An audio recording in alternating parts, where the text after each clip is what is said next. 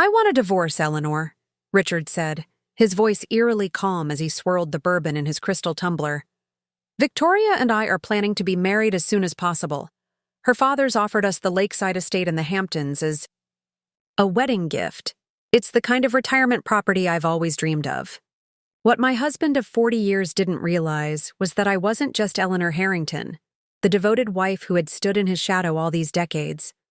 I was Eleanor Blackwell-Harrington, and my family had quietly held the controlling interest in Harrington Enterprises since before he ever hung his name on the door.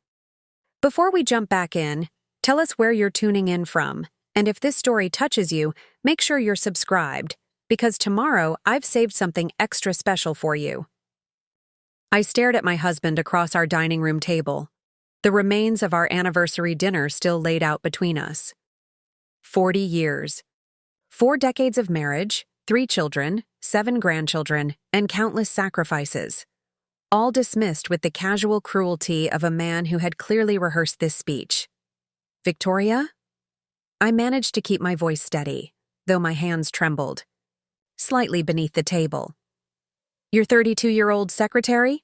The one you insisted needed mentoring?" Richard had the decency to look slightly uncomfortable, but it passed quickly. He straightened his shoulders and met my eyes with the same confident gaze that had once made me weak in the knees all those years ago at Princeton. "She understands me, Eleanor. She supports my vision for the future in ways you never could." He took another sip of his drink. "I know this is sudden, but I've had my lawyer draft the papers. I'm prepared to be generous. You can keep this house, of course, and I'll ensure you have a comfortable allowance." An allowance. As if I were a child needing an indulgent parent's pocket money. As if the Blackwell fortune hadn't quietly kept Harrington Enterprises afloat through 3 recessions. As if my Harvard MBA had been merely decorative rather than the foundation that had shaped the company's international expansion strategy for the past 30 years. "How thoughtful of you," I said, my voice dripping with a sarcasm that sailed right over Richard's head. I had met Richard Harrington in the spring of 1983, my final year at Princeton. He was the charismatic business major everyone predicted would change the world, and I was the quiet economics student with a family legacy I was trying to escape. In those days, the Blackwell name carried expectations heavier than I was willing to bear. My father, Jonathan Blackwell, had built an investment empire spanning 4 continents, and my future had been plotted since birth. I would join the family business, marry strategically, and eventually take my place at the helm of Blackwell Investments. But I had watched my mother live in the gilded cage of wealth and societal expectations, watched her smile graciously at charity events while my father conducted a series of barely discreet affairs, watched her brilliance, she had a doctorate in economics from Columbia, wasted on selecting dinner menus and managing household staff. I had vowed my life would be different. When Richard proposed 6 months after graduation with a ring that represented his entire savings, I saw my escape. He had dreams of building his own consulting firm, and I envisioned a partnership of equals, both in marriage and in business. When I told my parents I was marrying a man with nothing but ambition to his name, my father's disappointment was palpable. "You're throwing away generations of legacy for a boy with a firm handshake and a head full of borrowed ideas," he had said. My mother, ever the diplomat, had smiled tightly and asked if we'd considered a prenuptial agreement. "He doesn't know about the trust fund," I told them, determination hardening my voice. "And he's not going to know. I want to build something of our own, without the Blackwell name opening doors. I want to be loved for me, not my family's connections or money." My father had studied me for a long moment, then nodded once, a gesture I recognized as both respect and warning. "Very well, but I'll be restructuring your inheritance. The Blackwell assets will remain in trust, under your control, but separate from your marital property. You may play at being ordinary, Eleanor, but I won't have generations of financial stewardship dismantled by divorce or poor management." At the time, I had been offended by his lack of faith in Richard and in my judgment. Now, watching my husband of 40 years prepare to leave me for his young secretary, I felt a surge of gratitude for my father's foresight. Richard was still talking, outlining his vision of our separate futures with the same persuasive confidence he used in corporate boardrooms. The timing actually works out perfectly. I've been thinking about stepping back from day-to-day operations anyway. Victoria's got some excellent ideas about expanding into the Asian markets, and her family connections in Singapore could be invaluable. I bit back a laugh. The Harrington Enterprises Asian division had been my project for the past 15 years. The connections in Singapore?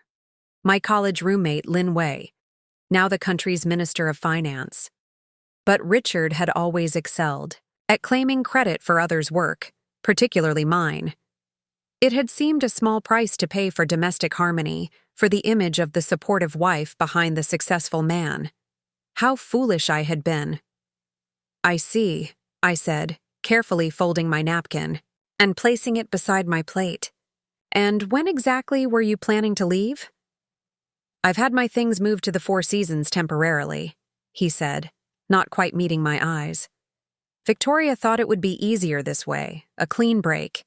I'll be staying there until we leave for the Hamptons next month for the wedding." The fact that he'd moved out before even telling me that he and Victoria had been planning this behind my back while I'd been organizing our anniversary celebration sent a wave of cold fury through me. 40 years of loyalty, of compromise, of putting his needs and our children's needs before my own, and he couldn't even give me the dignity of a proper goodbye. "I see," I repeated, my voice now glacial. "And the company?" For the first time, Richard looked somewhat uncomfortable. "Well, that's the other thing we need to discuss. I'm planning to accelerate my retirement timeline. Victoria and I think it's best if I step down as CEO within the next quarter. Jenkins can handle the transition, and we'll announce an executive search for a permanent replacement. Of course, I'll retain my position as chairman of the board and majority shareholder." I stared at him, momentarily speechless. Richard had always been arrogant, but this level of delusion was surprising even for him. Did he truly not understand, after all these years, how the company's ownership was structured?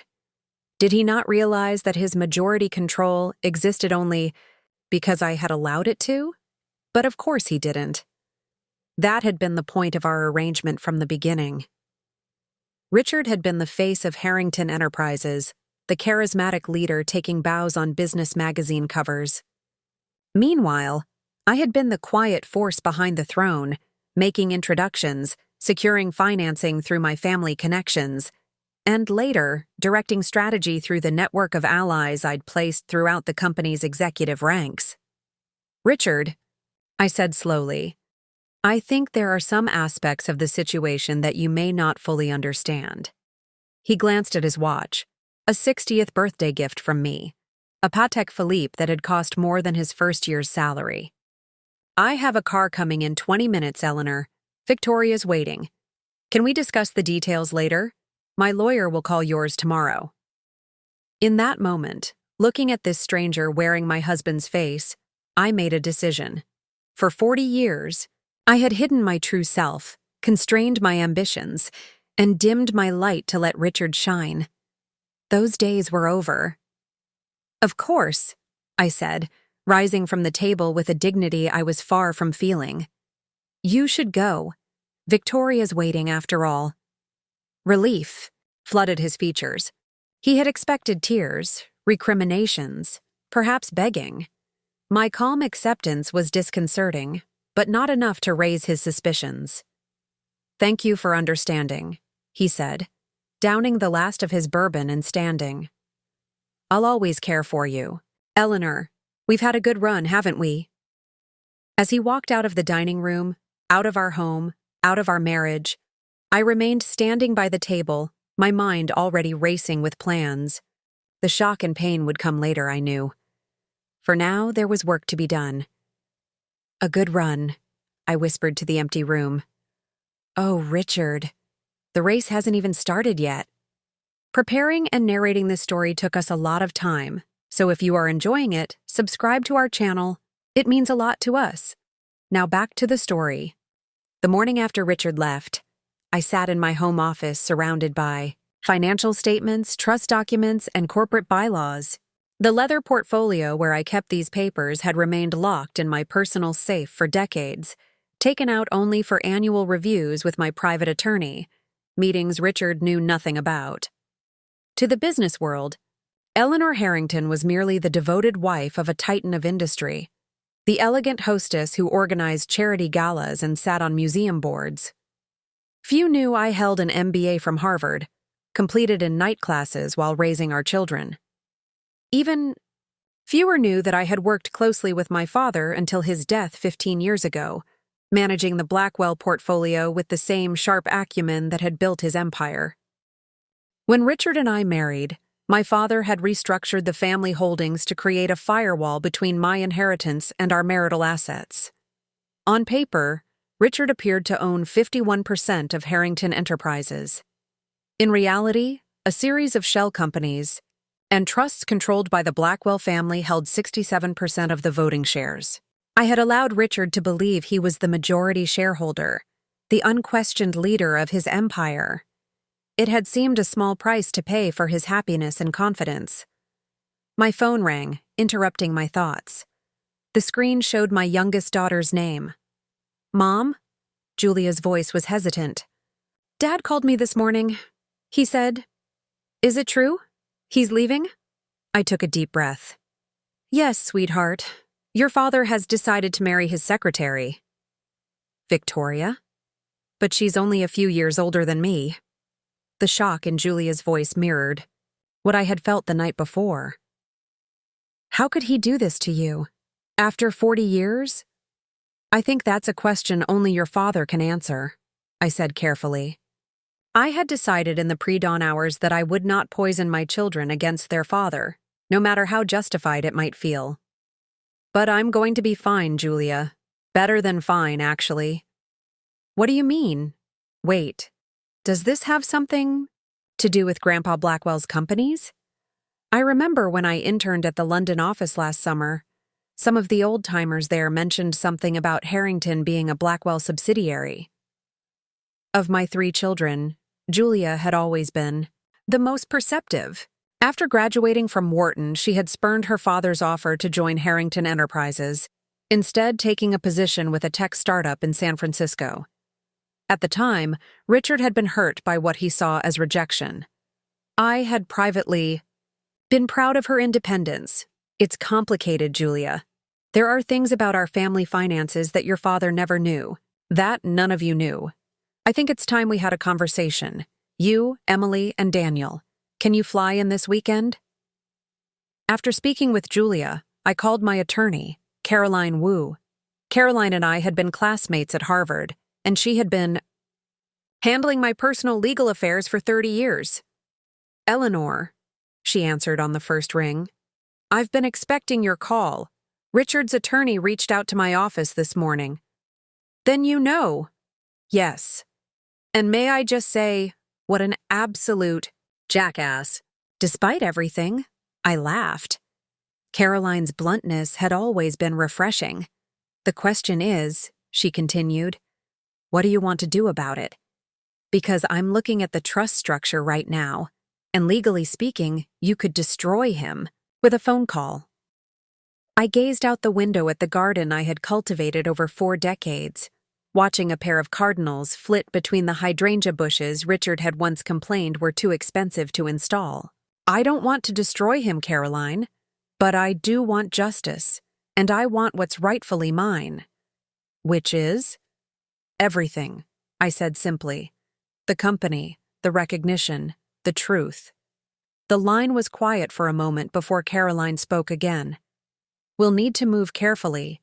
The moment we activate the Blackwell Trust's voting rights, Richard will know he's been misunderstanding the ownership structure all these years. There will be significant fallout, both professionally and personally. I'm aware. But I'm done living in the shadows, Caroline. For 40 years, I've watched Richard take credit for my ideas, my connections, my strategies.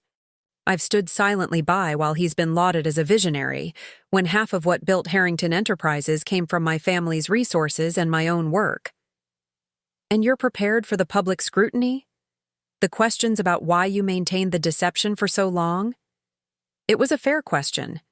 For decades, I had carefully cultivated my image as the perfect corporate wife. I had hidden my business acumen behind committee chairmanships and foundation work. I had allowed Richard to shine, believing our partnership was stronger for my sacrifice. I'm not just prepared, Caroline. I'm looking forward to it.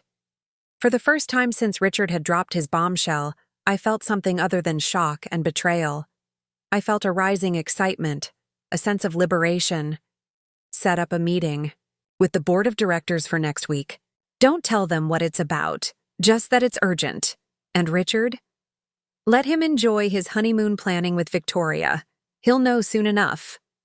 After ending the call, I walked to my closet and pushed aside the racks of conservative suits and elegant dresses I'd worn as Mrs. Richard Harrington.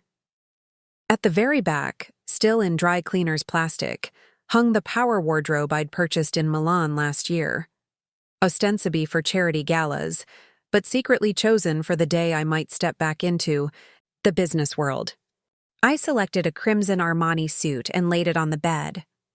Tomorrow, I would visit the Blackwell offices in Manhattan, the headquarters my father had built and where my brother Thomas now served as CEO of the family's public holdings.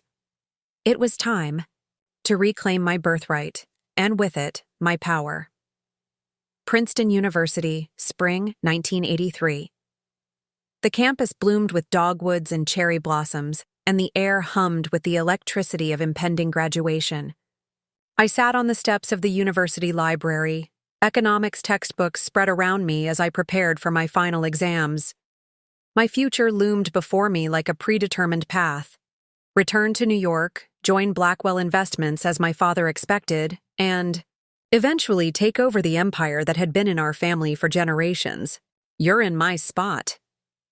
I looked up, squinting against the afternoon sun. A tall figure stood before me, his face in shadow. I wasn't aware library steps had assigned seating, I replied, making no move to gather my books. He laughed and dropped onto the step beside me, close enough that our shoulders almost touched. They don't. But I've studied in this exact spot every afternoon for 4 years. Creature of habit. He extended his hand. Richard Harrington. Eleanor Blackwell. I shook his hand, noting the firmness of his grip, the confidence in his smile. Senior? Graduating in 3 weeks. Business major, heading for glory. His self-assurance should have been off-putting, but there was something refreshing about his straightforward ambition. You? Economics. Also graduating. I didn't mention what came next. That afternoon stretched into evening as we talked about economic theory, market predictions, and our favorite professors. Richard spoke passionately about his plans to start a management consulting firm that would revolutionize how American companies approached international expansion.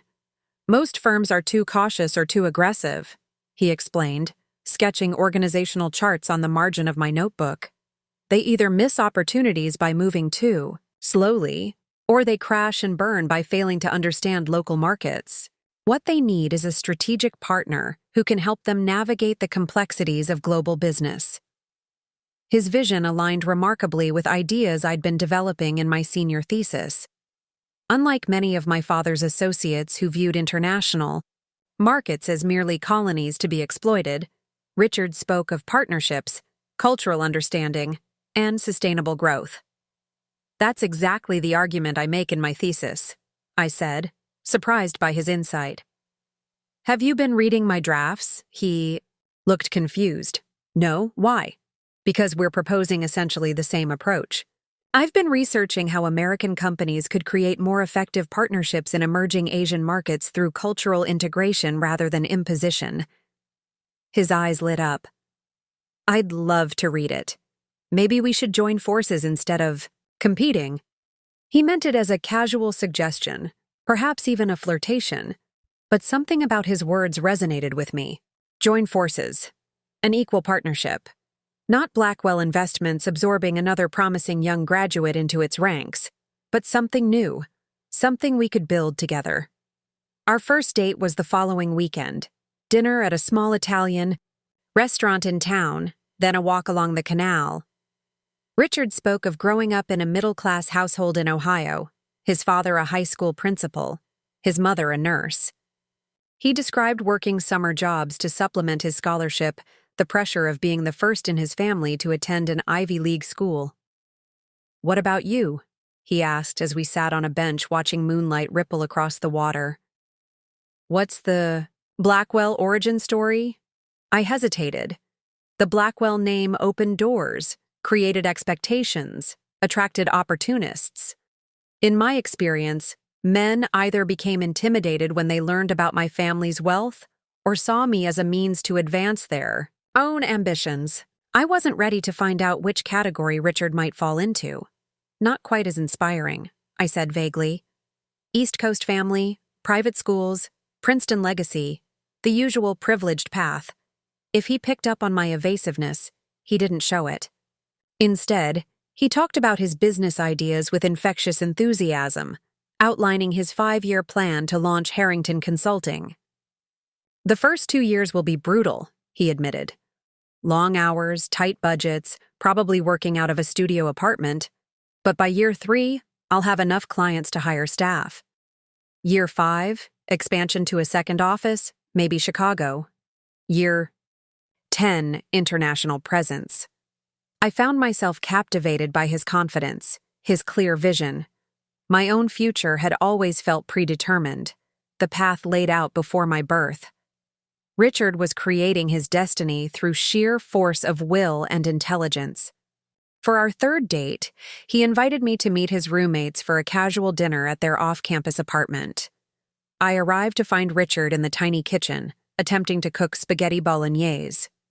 "I should warn you," he said, kissing my cheek. "I've never actually made this before. But how hard can it be?" Pretty hard, as it turned out. The sauce burned, the pasta clumped, and Richard's meticulously planned dinner devolved into a comedy of errors. Instead of becoming frustrated or embarrassed, he laughed, ordered pizza, and opened a bottle of inexpensive wine. To adaptation, he toasted, clinking his glass against mine. The first rule of business and life. In that moment, watching him laugh off failure, pivot to a new plan, and salvage the evening, I fell in love with Richard Harrington. Not with his ambition or his intelligence, though both were considerable, but with his resilience, his ability to find joy even when things didn't go as planned. The weeks after graduation were a whirlwind. Richard had job offers from several prestigious consulting firms, but turned them down, determined to start his own company. I had deferred my entry into Blackwell Investments, telling my father I wanted to explore other options before committing to the family business. The truth was, I was exploring one option in particular, a future with Richard. 6 months after our first meeting on the library steps, Richard proposed. We were in Central Park, sitting on a bench near the lake, sharing a soft pretzel and making plans. His small consulting practice had landed its first client, a modest manufacturing company looking to expand into Canadian markets. "I know it's fast," he said, producing a small velvet box from his pocket. "And I know this isn't much." The ring was simple, a small diamond set in a gold band. "But I've never been more certain of anything in my life. We make an incredible team, Eleanor. Together we could build something extraordinary." I stared at the ring, my heart racing. "Richard, there's something I need to tell you." "If it's about money, don't worry," he interrupted, misunderstanding my hesitation. "Yes, things will be tight at first. I've been transparent about that. But I've run the numbers. With my client base growing and your economics background, we can make this work. In 5 years, 10 at most, I'll be able to give you everything you deserve." I looked into his eyes, so full of love and determination, and made a decision that, would shape the next 40 years of my life.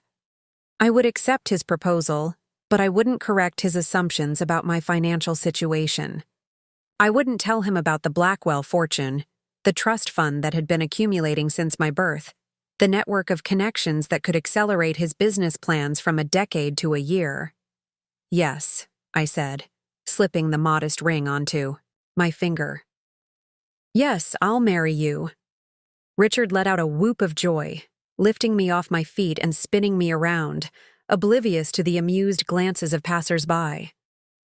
You won't regret this, Eleanor. We're going to build an empire together. I smiled and kissed him, already anticipating my father's reaction to the news that his only daughter was marrying a man with nothing but ambition to his name, already planning how I would convince the formidable Jonathan Blackwell to help us, secretly, through channels Richard would never detect. An empire, I agreed. Together. The Blackwell estate sprawled across 5 acres in Greenwich, Connecticut, a colonial mansion surrounded by manicured gardens and ancient oak trees. I had grown up in this house, learned to ride horses on its grounds, hosted my debutante ball in its grand ballroom. Now I sat across from my parents in my father's study, watching their faces as I told them about my engagement. A consultant? My father removed his reading glasses, pinching the bridge of his nose. With no existing family connections or established firm behind him? He's brilliant, Dad. His approach to international market expansion aligns perfectly with the strategies you've been implementing at Blackwell. He just needs time to prove himself. My mother's gaze fixed on my engagement ring, her expression carefully neutral. That's a modest statement. The ring doesn't matter, I insisted. What matters is that we love each other and share the same vision.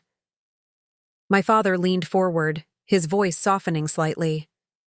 Eleanor, I've never questioned your intelligence, but this decision seems uncharacteristically impulsive.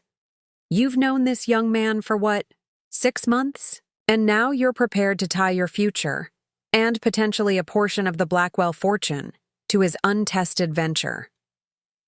I'm not asking for your approval, Dad. I'm informing you of my decision. I straightened my shoulders, meeting his gaze, directly.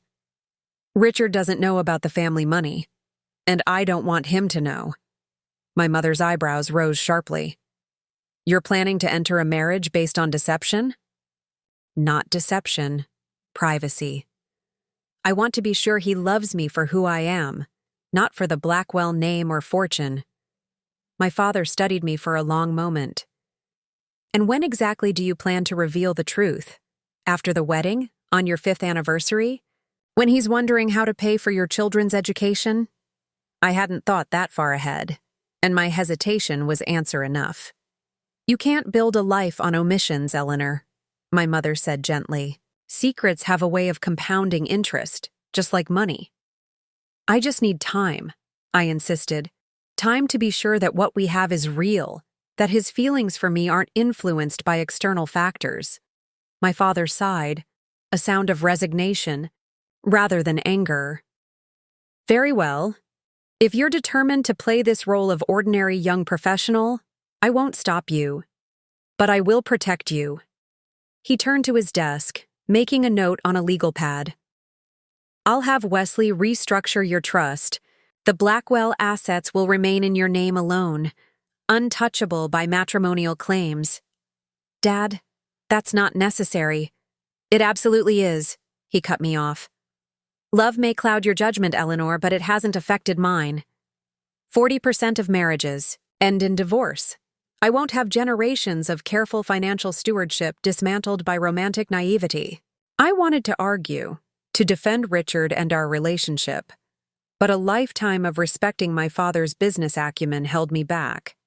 He had built Blackwell Investments from his own father's modest banking firm into a global powerhouse. His instincts were rarely wrong. Fine, I conceded. But I need something else from you. A job for Richard. My father's eyebrows shot up.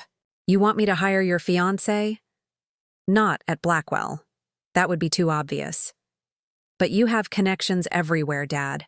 Manufacturing, tech, finance. Find him a client, a significant one. Something that will help launch his consulting firm properly.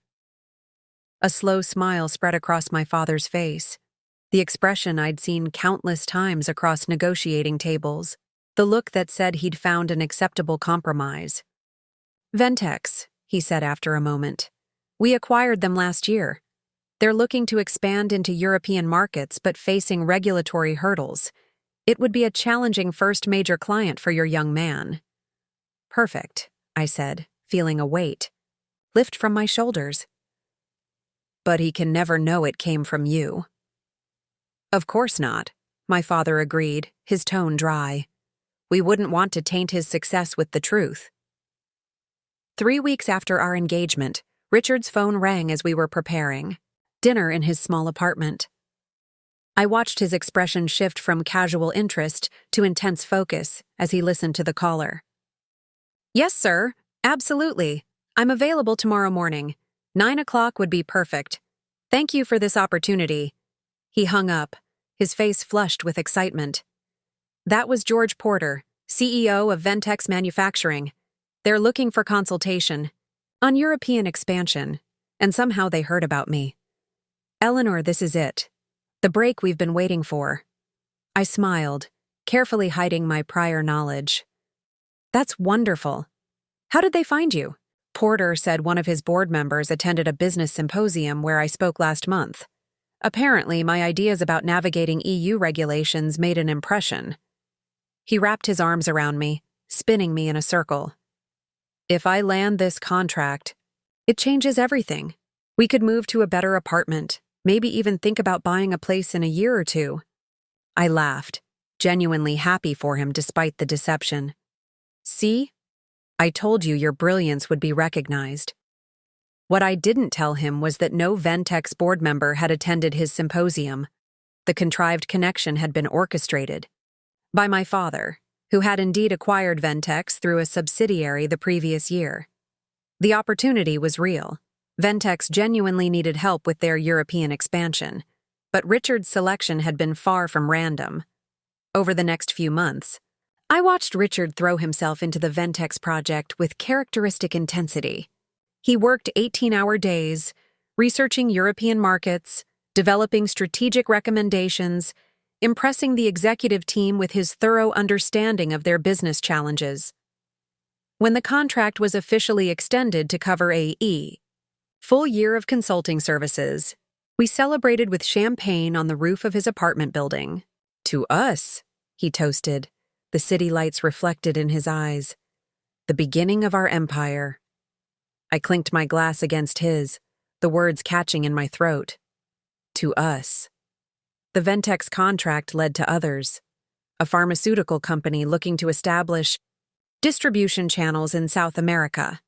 A tech firm navigating the complexities of the Japanese market.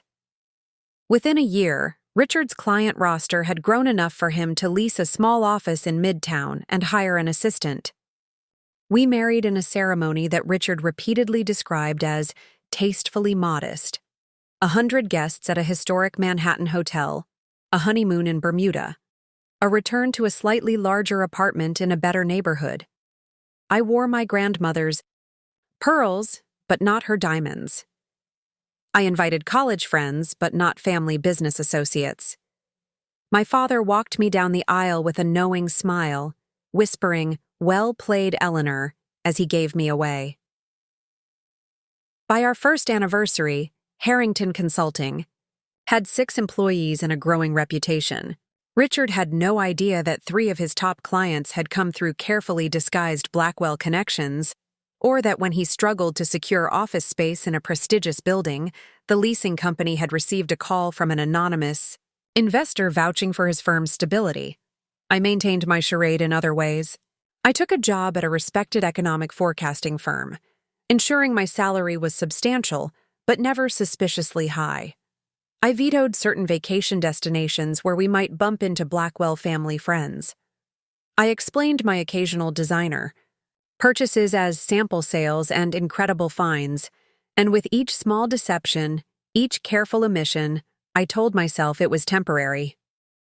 that once Richard's business was firmly established, once our marriage was unshakably solid, I would reveal everything. I just needed to be certain first, certain that he loved Eleanor the person, not Eleanor the Blackwell heir. Certain that his success was his own, not something handed to him through my family's influence. But temporary solutions have a way of becoming permanent arrangements. 1 year became 2, 2 became 5.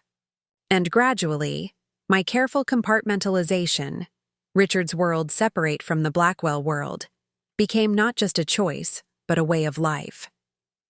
By our 10th anniversary, Richard's consulting firm had evolved into Harrington Enterprises, a diversified business with subsidiaries in international trade, financial services, and corporate restructuring.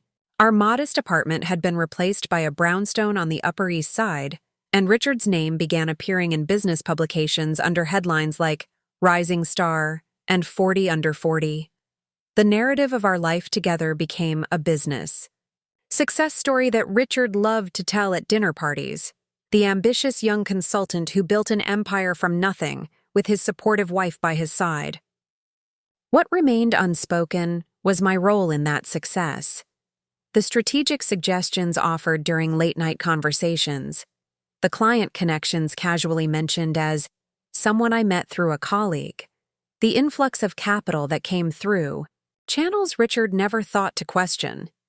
It was during this period that the first significant cracks appeared in our marriage. Not dramatic ruptures, but small fissures that widened incrementally over time. Eleanor, can you reschedule your department meeting?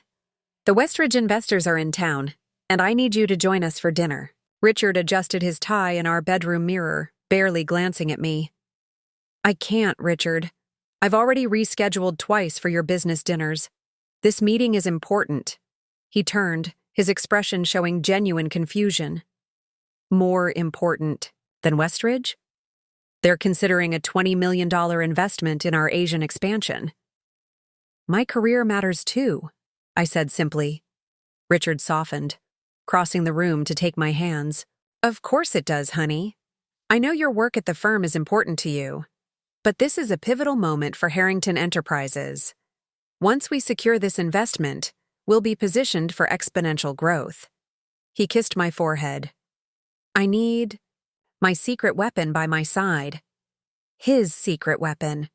That's what Richard called me at business functions. His lucky charm, his muse, the woman who asked just the right questions to make investors feel heard.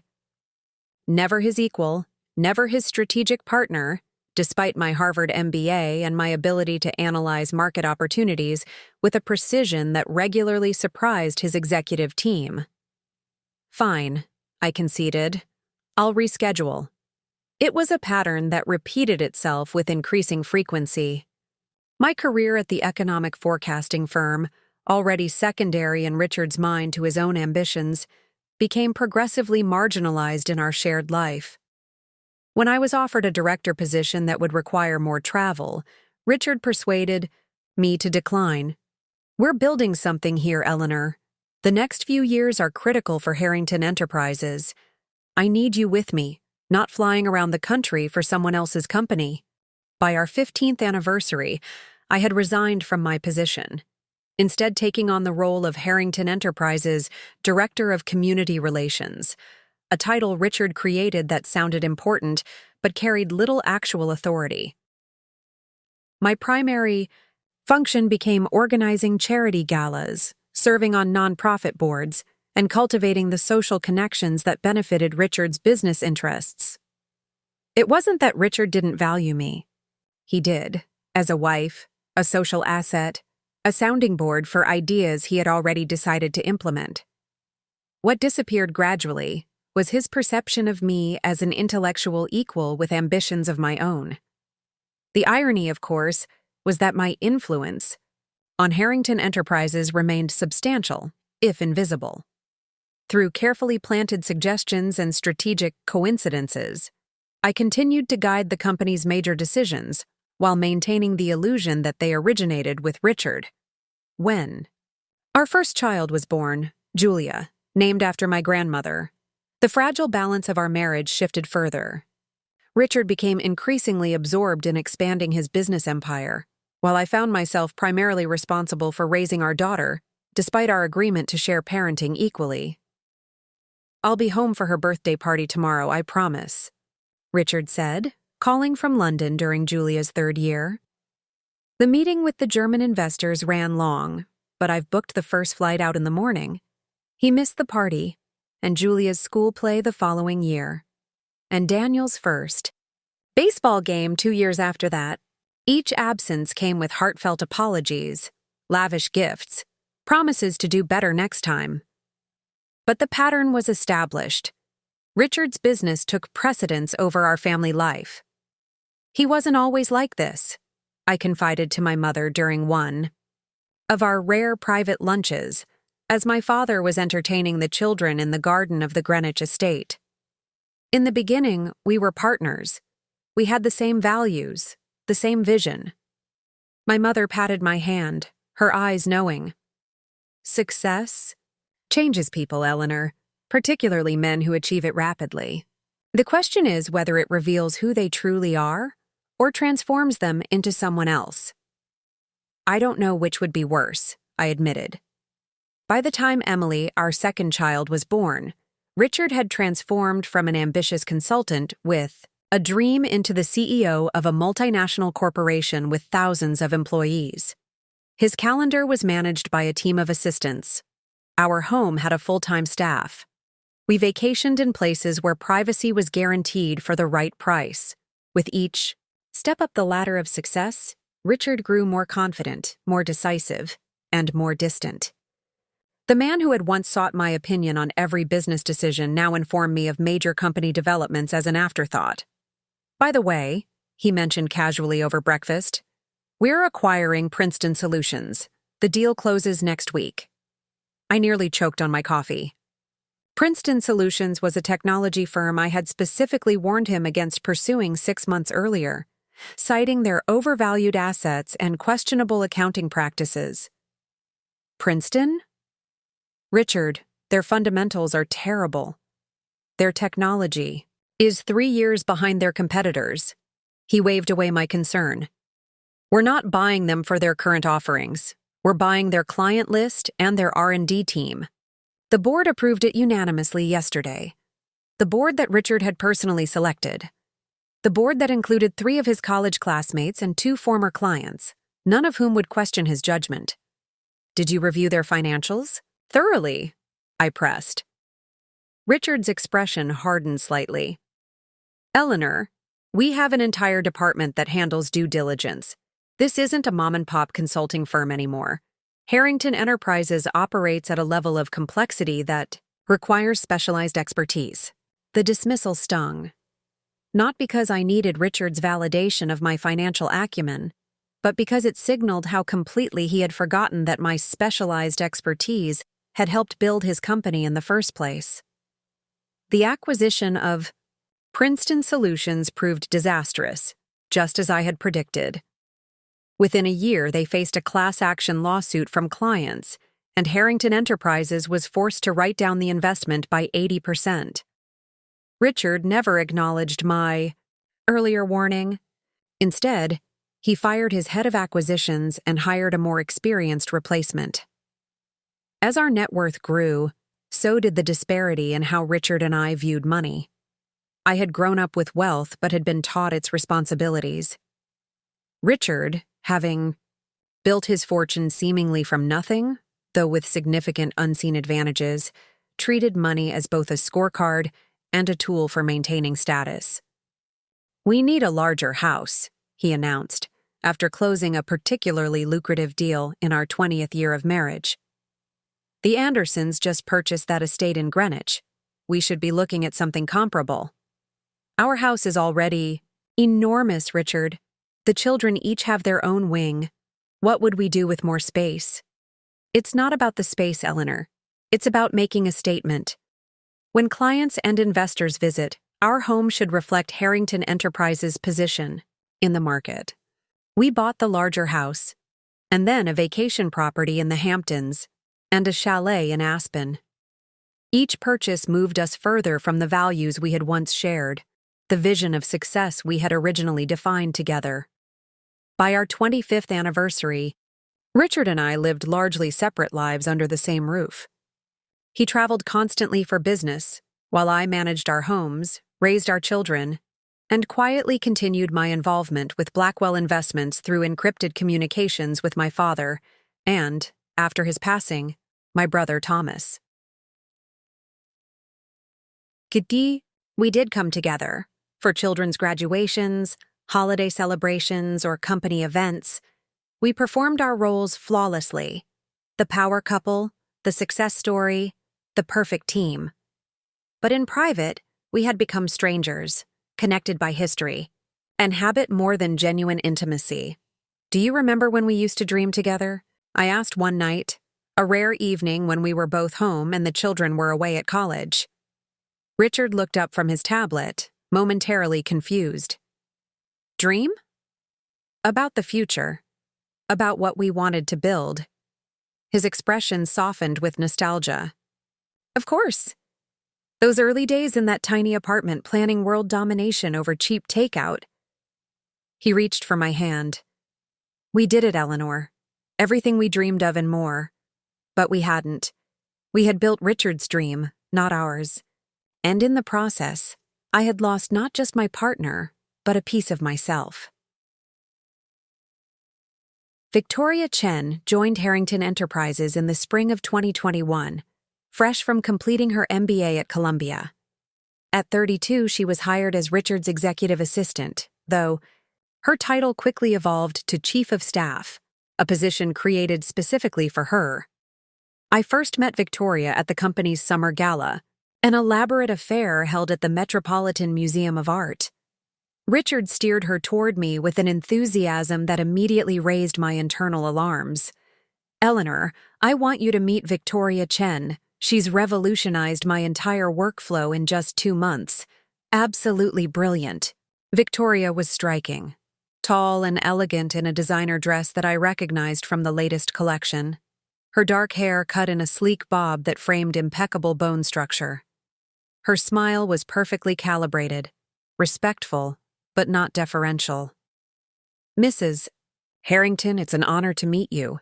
Richard speaks of you constantly. Does he? I replied, accepting her handshake. How flattering. Victoria's father is Philip Chen, Richard added, a note of reverence in his voice. The real estate developer behind the Singapore Marina project. Ah. Now Richard's enthusiasm made sense. Philip Chen was a billionaire whose Asian development projects had transformed skylines across the continent. The connection would be valuable for Harrington Enterprises' continued expansion into Eastern markets. How wonderful, I said. And what brought you to Harrington Enterprises, Victoria? Surely your father's firm offered more prestigious opportunities. A flash of something, annoyance, calculation, crossed her features before her smile returned. I wanted to build my own path, Mrs. Harrington, to prove myself based on my abilities, not my family name. I'm sure you understand. The irony of her statement wasn't lost on me. If she knew how much of Harrington Enterprises' success had been quietly orchestrated through my family's connections and capital, she might have chosen her words more carefully. Of course, I replied smoothly. Independence is essential to genuine achievement. As the evening progressed, I watched Victoria navigate the room with practiced ease, charming board members and investors alike. Richard remained unusually close to her side, introducing her to key contacts with the kind of enthusiastic endorsement he typically reserved for his own children. Later that night, as our driver took us home, I casually mentioned my observations. Victoria seems quite accomplished for an executive assistant. Richard's response was immediate and defensive. She's not just an assistant, Eleanor. Her title is Chief of Staff, and she's already contributing at an executive level. Her insights on the Singapore expansion have been invaluable. I'm sure they have, I murmured, particularly given her father's extensive holdings there. Richard shot me a look. That's not fair. Victoria has worked hard to establish herself independently of her family's influence. The parallel to my own situation was so perfect, it was almost comedic. I had spent 40 years hiding my family connections to protect Richard's ego and sense of achievement, while he readily defended another woman's desire for the same independence. Over the next few months, Victoria's presence became increasingly noticeable in our lives. Richard mentioned her in nearly every conversation, citing her suggestions, praising her efficiency, recounting her family anecdotes as if they were fascinating revelations. Victoria thinks we should reconsider the Malaysian investment. Victoria found a remarkable solution to the logistics problem. Victoria's father says the regulatory environment in Thailand is shifting. For our 39th anniversary, Richard canceled our long-planned trip to Italy at the last minute, claiming an urgent situation with the Hong Kong office required his presence.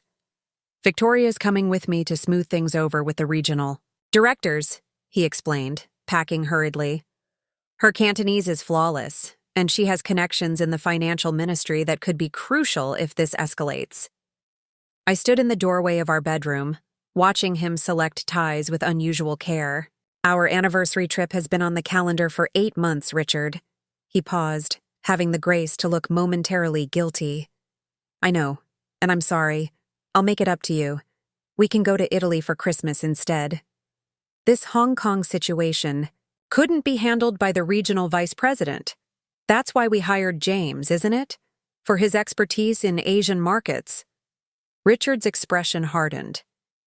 James doesn't have Victoria's connections or cultural understanding. This is too important to delegate. I nodded slowly. And Victoria's expertise couldn't be utilized without your physical presence. What are you implying, Eleanor? His voice took on a defensive edge I'd heard with increasing frequency. Nothing at all, I replied, keeping my tone neutral. Just trying to understand the business decision. The Hong Kong trip extended from the planned 3 days to a full week.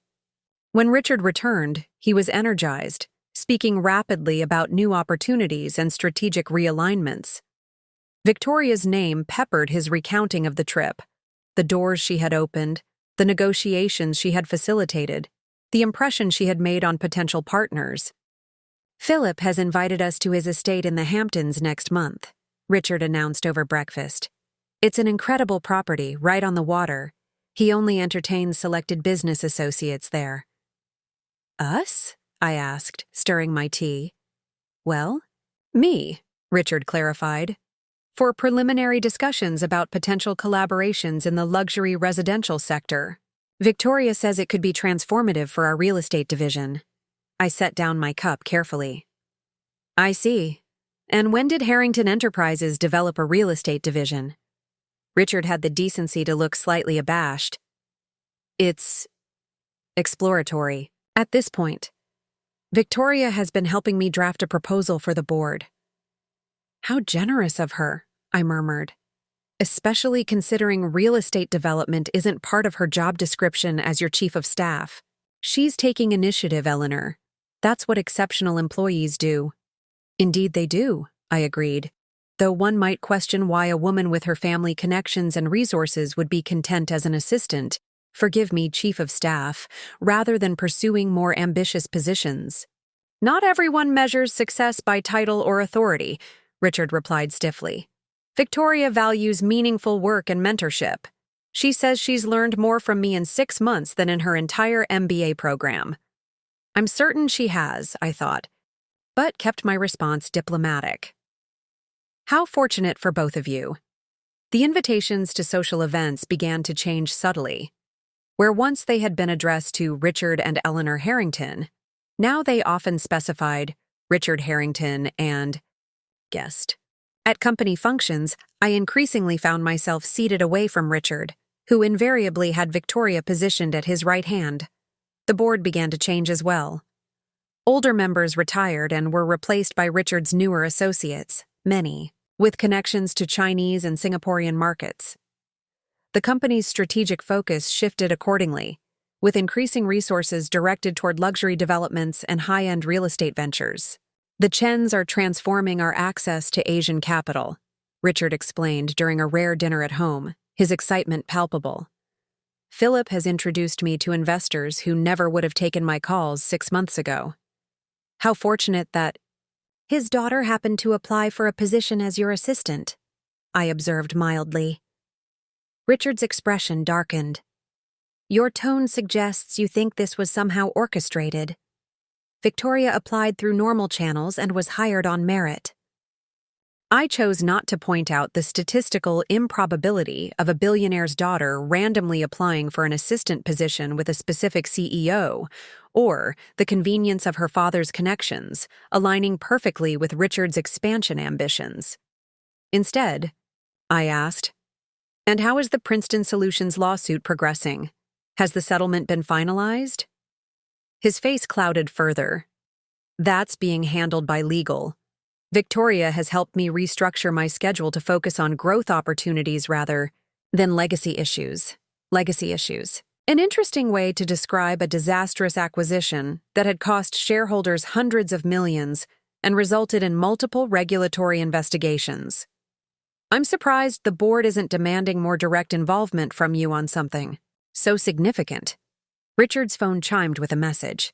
He glanced at it, then stood abruptly. That's Victoria. The call with Singapore had to be rescheduled. I need to take this in my study. As he left the room without another word, I sat alone at our massive dining table, the realization settling over me with perfect clarity. Victoria Chen wasn't just an ambitious employee or even a potential romantic distraction. She was a calculated infiltration, a carefully positioned agent of influence whose presence was systematically reorienting both Richard's priorities and the company's direction. The question was, toward what end? And how long had this been in motion? I reached for my phone and sent a text to my brother Thomas. Need to talk. Concerns about Harrington Chen connections. Secure line tomorrow? His response came immediately. Flagged this months ago. Blackwell. Intelligence has a file. Call me from the secure phone at 10 a.m. I set down my phone, a cold certainty forming in my chest. While I had been playing the role of supportive corporate wife, maintaining my decades-long charade of ordinary success, forces were moving against Harrington Enterprises, and by extension, against the Blackwell interests I had protected for 40 years. Victoria Chen wasn't just a rival for my husband's attention. She was a threat to everything I had built and preserved. Our 40th anniversary arrived on a perfect autumn day, the kind of crystalline October morning that had always been Richard's favorite. I had spent weeks planning a private celebration, a outside reminder of our beginnings, of the dreams we had once shared. The dining room was arranged with photographs from our 4 decades together. Our wedding day, the births of our children, vacations, milestones in Richard's career that had been our shared achievements, even if the world saw only his name on the awards.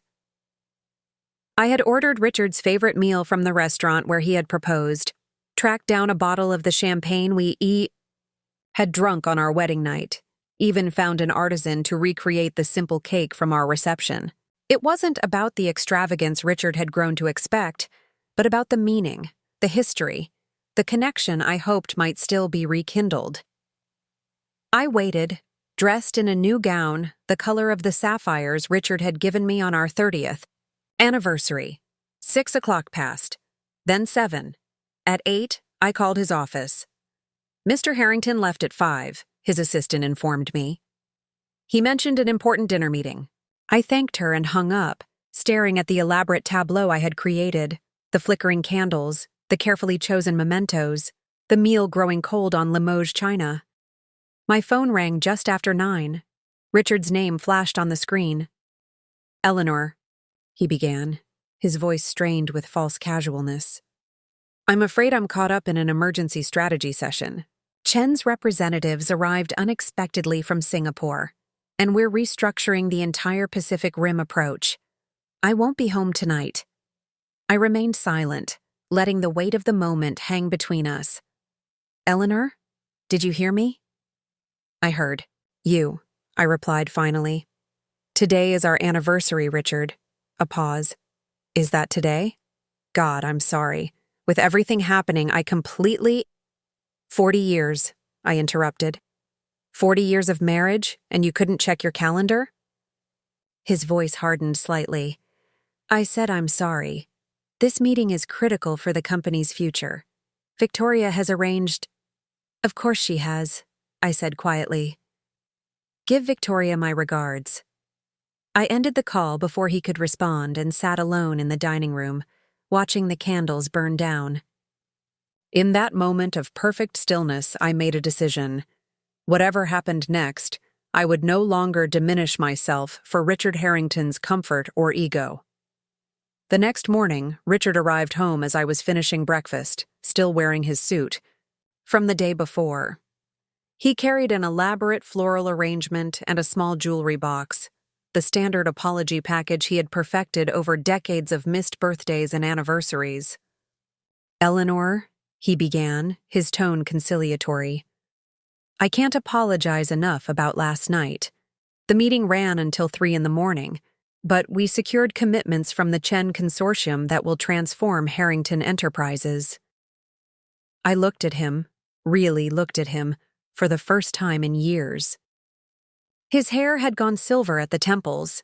His face had aged well thanks to expensive dermatologists and discreet procedures, but his eyes held a coldness I hadn't allowed myself to acknowledge. This was not the man I had married. Perhaps he never had been. Richard, I said calmly, I'd like you to join me in the study. He followed me, clearly relieved that I wasn't creating a scene about the missed anniversary. In the study, I gestured for him to sit across from me at the antique desk where he signed his most important papers. I know about your affair with Victoria, I said without preamble. Richard's expression flickered. Surprise, then calculation, then a practiced look of contrition. Eleanor, I don't know what you've heard, but Victoria and I have a strictly professional relationship. I placed my phone on the desk between us and played the recording my brother's security team had provided. Richard and Victoria in his Singapore hotel room, their conversation leaving no doubt about the nature of their relationship. How long? I asked when the recording ended. Richard's face had drained of color.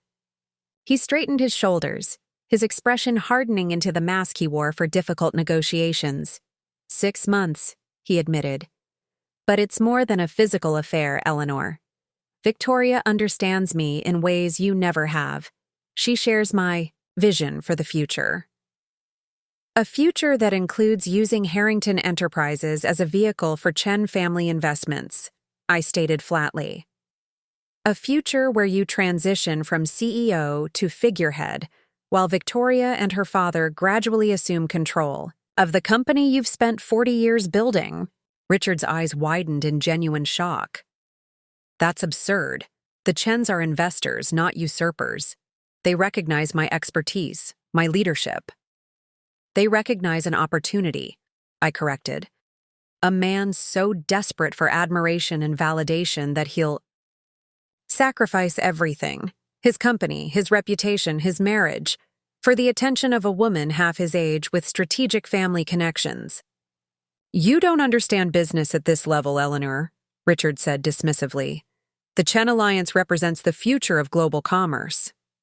I nearly laughed at the irony. After 40 years of hiding my business acumen, of quietly guiding Harrington Enterprises while allowing Richard to believe he was the sole architect of its success, he still saw me as nothing more than a corporate wife, incapable of understanding business at this level.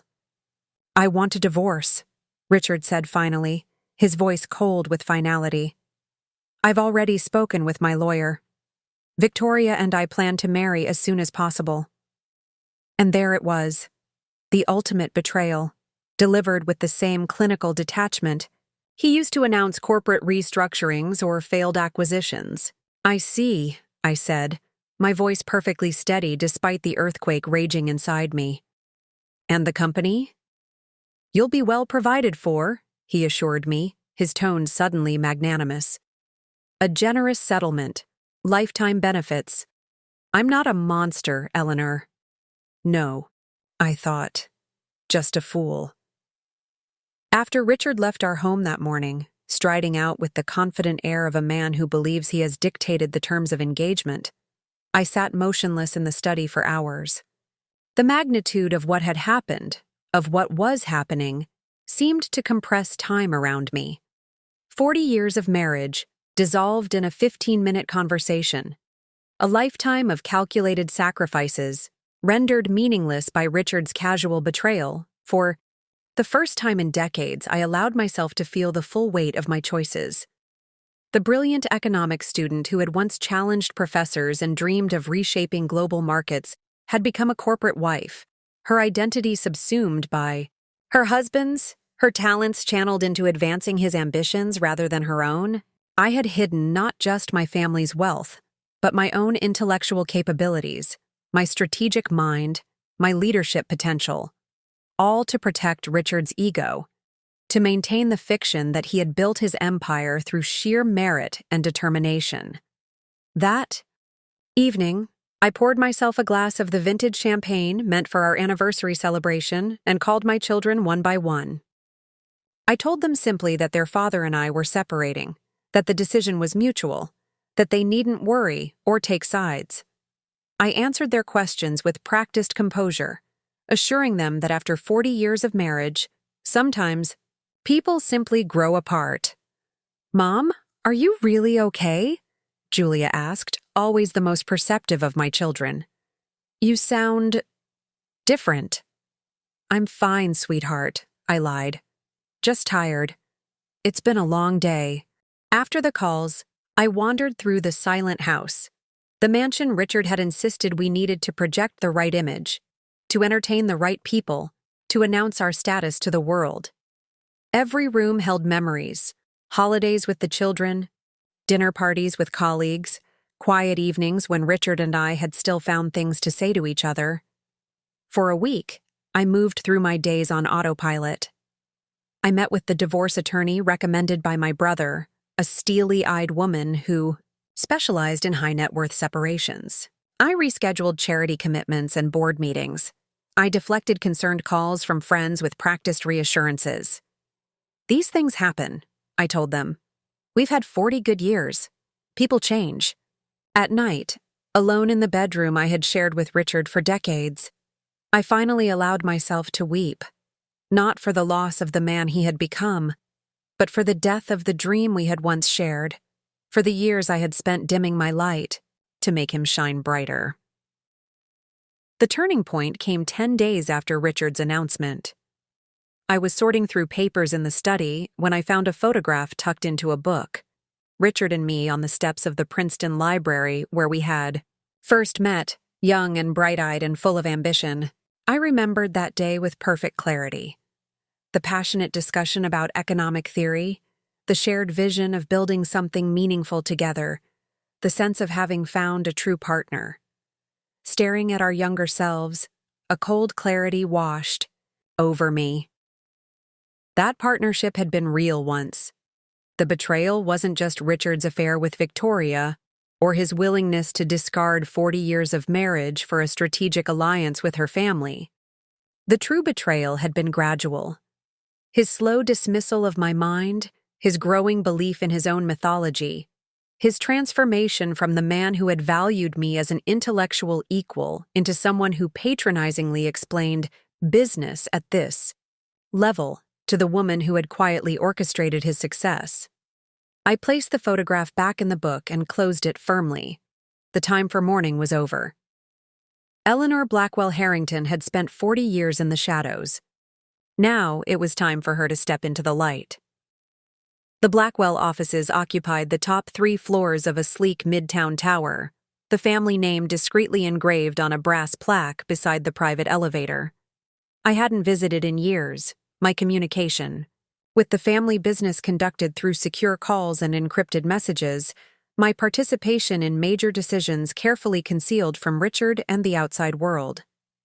As the elevator doors opened onto the executive floor, my brother Thomas rose from behind his desk, genuine surprise etched on his features. "Eleanor." This is unexpected. I stepped into the office that had once belonged to our father, taking in the familiar paintings, the antique chess set where I had learned strategy at age 8, the wall of leather-bound financial histories our father had insisted were more valuable than any business degree. "It's time, Thomas." He nodded slowly, understanding immediately. My brother and I had never needed many words. We shared not only genetics, but a particular way of seeing the world. Clear-eyed, strategic, focused, on the long game. "The Blackwell Trusts," he said, gesturing for me to sit. "You want to activate the voting rights?" "Yes, and more." I settled into the visitor's chair, smoothing my skirt, a tailored Chanel suit in Blackwell blue, not the softer pastels Richard preferred I wear. "I want to take my place on the Blackwell board, effective immediately. And I want a complete audit of the relationship between Blackwell Holdings and Harrington Enterprises, going back to inception." Thomas studied me for a long moment, then smiled, a rare, genuine expression that transformed his usually serious face. "Welcome back, Ellie."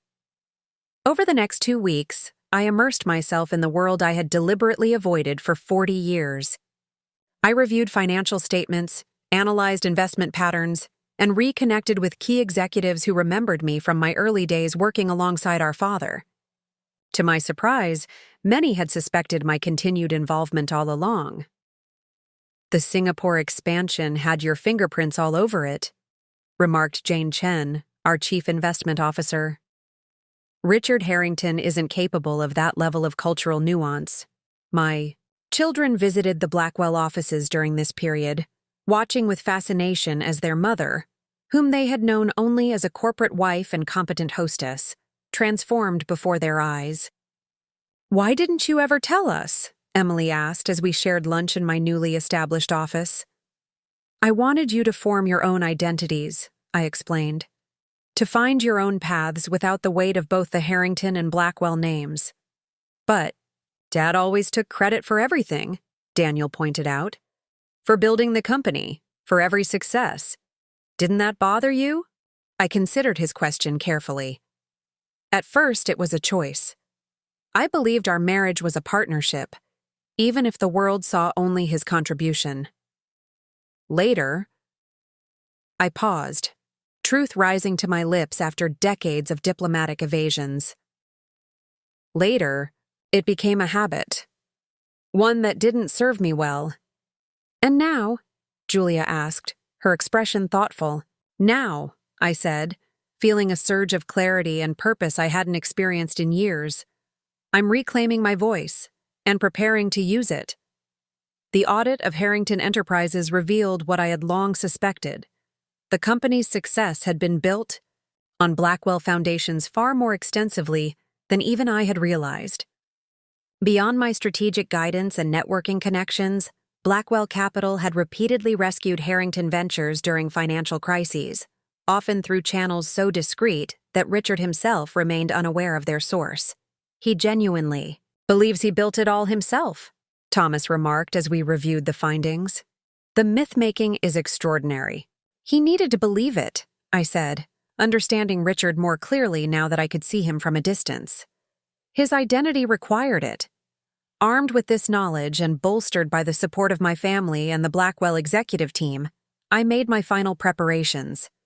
New business cards bearing my full name, Eleanor Blackwell-Harrington, a comprehensive briefing package for the Harrington Board of Directors, and a precisely timed appearance at the quarterly meeting that Richard had not bothered to remove me from, likely assuming I would maintain the dignified distance expected of a discarded corporate wife. How little he knew me, after all our years together. How little he had ever known. The Harrington Enterprises boardroom occupied the entire top floor of their Midtown headquarters, with floor-to-ceiling windows offering panoramic views of Manhattan. I had helped design this space 15 years earlier, selecting the 20-foot Brazilian rosewood table, the leather chairs embossed with the company logo, the subtle lighting that flattered aging executives while still providing clarity for document review. I arrived 20 minutes early, nodding to security guards who recognized me from decades of visits. My Blackwell access credentials, newly activated after 40 years of dormancy, granted me entry to areas even Richard's executive team couldn't access. The irony wasn't lost on me. As board members began to arrive, their reactions to my presence ranged from polite confusion to outright discomfort. I had always attended the annual holiday reception, of course, but never a working governance meeting. My appearance today, in a tailored suit rather than a cocktail dress, with a leather portfolio rather than a champagne flute, clearly disrupted their expectations. "Eleanor," said James Worthington, the longest-serving board member and Richard's old college friend. "What a surprise. I'm not sure Richard mentioned you'd be joining us today." "Richard doesn't know," I replied pleasantly, taking a seat at the middle of the table rather than in the observer chairs along the wall. "But I believe you'll find I have every right to be here." The murmurs subsided as Richard entered the room, Victoria Chen close behind him. She carried his presentation materials and briefing binder, arranging them precisely at the head of the table while he greeted board members with handshakes and backslaps. His confidence was absolute, his manner, that of a man in complete control of his domain.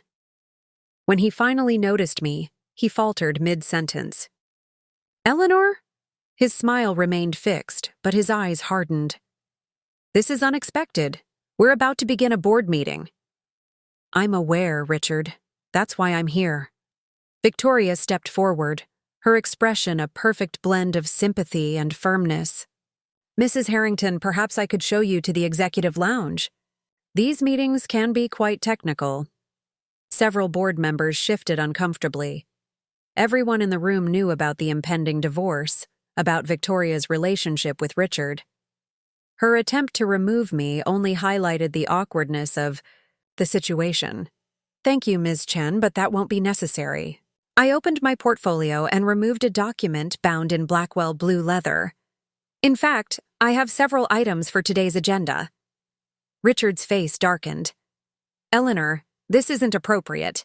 Whatever concerns you have about our personal situation can be addressed through our attorneys." "This isn't about our divorce, Richard." I smiled, feeling strangely calm as 40 years of careful restraint fell away. "This is about Harrington Enterprises, about its ownership, its governance, and its future." "Ownership?" Richard's confusion appeared genuine. "I don't understand."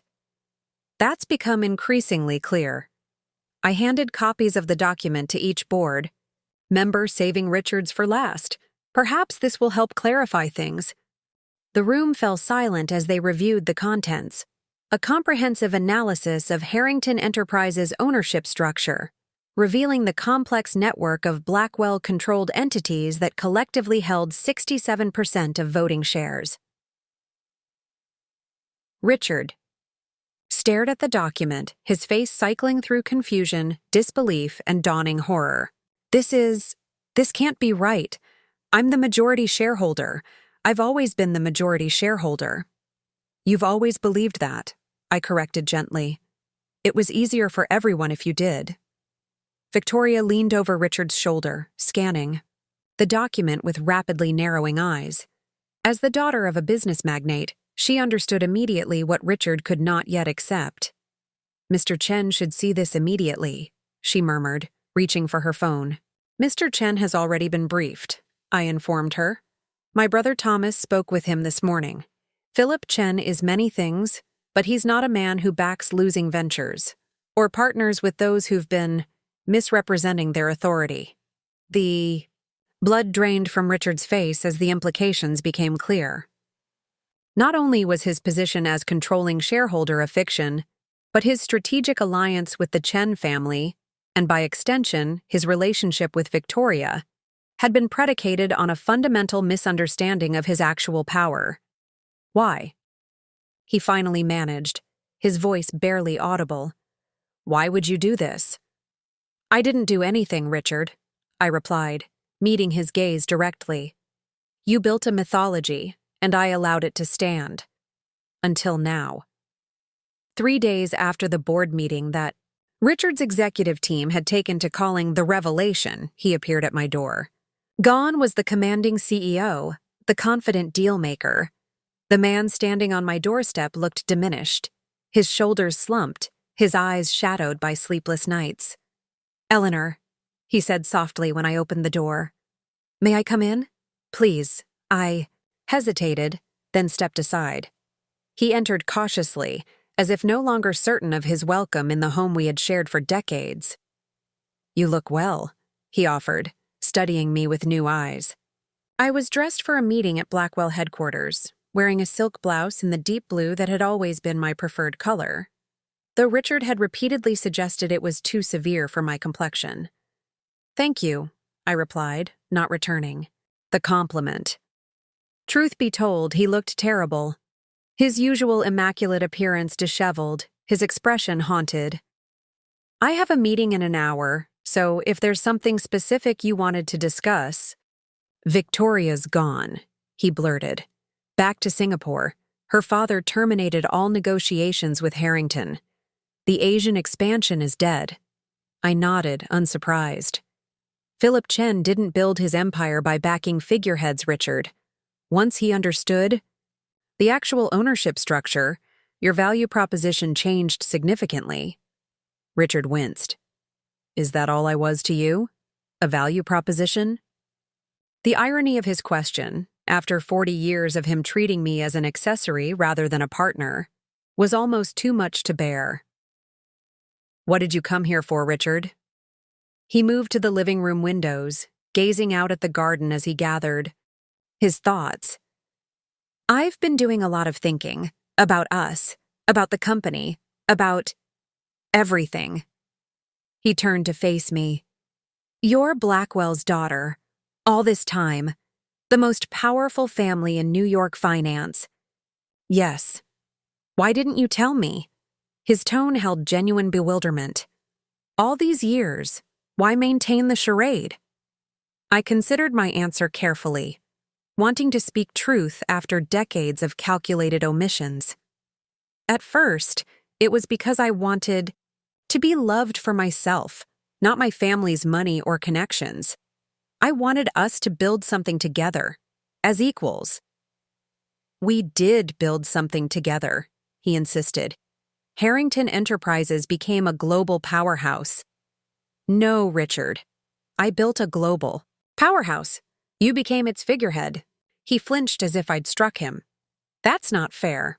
I worked 18-hour days for decades. I made the deals, developed the strategies. With capital you didn't know came from Blackwell sources, with connections arranged through my family's network. With strategic guidance I provided while allowing you to believe the insights were your own." I kept my voice gentle but firm. "Your contribution was real, Richard. Your charisma, your presentation skills, your ability to close deals. But you were never the sole architect of Harrington's success. You were its public face." He sank onto the sofa, shoulders slumped in defeat. "So our entire marriage was a lie." "Not a lie," I corrected. "A partnership with unequal recognition. I chose that inequality, at least at first. Later, it became easier to maintain than to challenge." Richard was silent for a long moment, absorbing this redefinition of our shared history. When he spoke again, his voice had regained some of its familiar confidence. "We could still be partners, Eleanor. A real team this time, with everything on the table. Blackwell-Harrington Enterprises. Think of the possibilities." His eyes brightened with renewed ambition.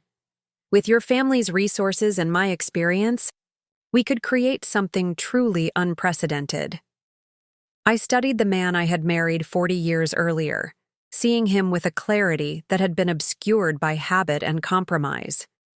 Even now, facing the collapse of his carefully constructed self-image, his instinct was to angle for advantage, to propose a business merger rather than acknowledge the human damage he had done. "And Victoria?" I asked quietly. He waved dismissively. "A mistake, an infatuation. Nothing compared to 40 years of history together." Nothing compared to a controlling interest in Blackwell Holdings, I translated. Richard had the grace to look embarrassed. That's not what I meant. Isn't it?